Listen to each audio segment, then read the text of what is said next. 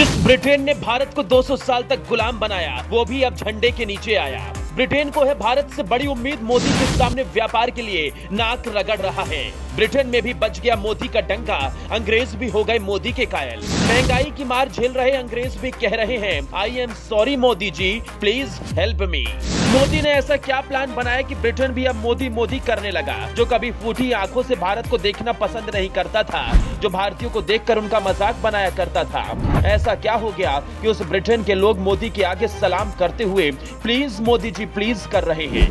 Britain के प्रधानमंत्री बनने के बाद ऋषि सुनक को लग रहा था कि वो खुद अकेले सब कुछ ठीक कर लेंगे, लेकिन उन्हें भी बाद में लगा बिना मोदी के उनका काम नहीं चलने वाला। कहा जा रहा है कि इसीलिए मोदी को फोन लगाया और कह दिया, मोदी जी अब आप ही हैं जो हमारी डूबती अर्थव्यवस्था को बचाने में मदद कर सकते हैं।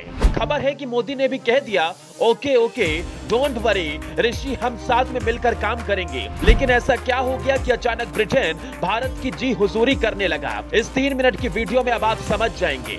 लेकिन भारत के सामने ब्रिटेन को घुटने पर क्यों आना पड़ा, पहले वो समझ लीजिए। असल में ब्रिटेन इस समय भीषण आर्थिक मंदी की मार झेल रहा है। महंगाई ने वहाँ सालों के रिकॉर्ड तोड़ दिए हैं, जिसकी वजह से जनता परेशान हो गई है। खाने पीने की चीजों से लेकर हर एक चीज ऐसी महंगी हुई है कि लोग खरीदने से पहले 10 बार सोच रहे हैं। कोरोना वायरस के बाद से ब्रिटेन की अर्थव्यवस्था लगातार औंधे मुंह गिरती चली गई है। महंगाई ने वहाँ ऐसा कहर ढाया कि प्रधानमंत्री बोरिस जॉनसन को तो इस्तीफा तक देना पड़ा।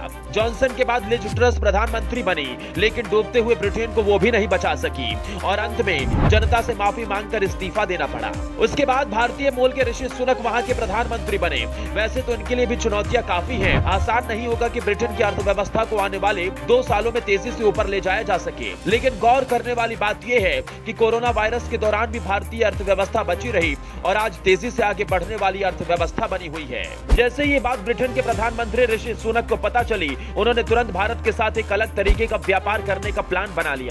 बताया गया कि ब्रिटेन और भारत के बीच फ्री ट्रेड एग्रीमेंट के मुद्दे पर बातचीत हुई है। कहते हैं अपना अपना होता है और पराया पराया होता है। भारतीय मूल का होने की वजह से ऋषि सुनक को मोदी से बहुत उम्मीदें हैं। जिस फ्री ट्रेड एग्रीमेंट को ब्रिटेन करना चाहता है वो क्या है, उसे भी समझ लीजिए। असल में फ्री ट्रेड एग्रीमेंट का मतलब होता है 2 या फिर उससे ज्यादा देशों के बीच उत्पादों और सेवाओं के आयात और निर्यात में रुकावटों को कम करने के लिए समझौता। देश फ्री ट्रेड एग्रीमेंट के जरिए व्यापार में होने वाली परेशानी को दूर करके आर्थिक ग्रोथ में तेजी लाई जा सकती है। इस समझौते में दोनों देशों के पास व्यापार करने की कई सारी छूट होती है, जिसमें टैक्स पर रियायत रहती है। इसके जरिए ट्रैफिक सब्सिडी और दूसरी कई तरह के प्रतिबंध को कम किया जाता है ताकि अच्छा व्यापार हो। दोनों देशों की आजादी से अपने व्यापार को बढ़ाने की अनुमति देता है। मतलब अगर एक बार ये समझौता हो गया तो दोनों देश पहले से ज्यादा अच्छे से व्यापार कर पाएंगे और इसका फायदा दोनों देशों को होगा। एबीपी न्यूज में छपी एक रिपोर्ट के मुताबिक भारत और ब्रिटेन के बीच फिलहाल $50 बिलियन व्यापार हो रहा है, जबकि इसे बढ़ाकर $100 बिलियन